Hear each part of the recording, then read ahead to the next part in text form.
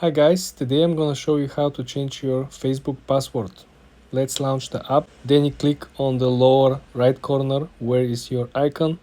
Then all we gotta do is to go on top right and click on the small settings icon. You're gonna see that the new Meta account center is already launched with updated version. All we gotta do is to click on the blue where it says see more in account center. You click on this one and currently you will see all the accounts that you currently logged in and the option that you have password and security under account settings. This is where you're gonna click, and this is the menu where you can actually change your password. Very important, if you plan to change your password, follow the recommendations from Facebook. Use capital and lower cases, special symbols, and as well numbers.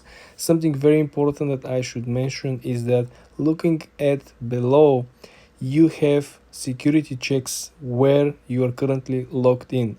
In other words, which devices currently are having this login information: laptops, computers, tablets, other phones.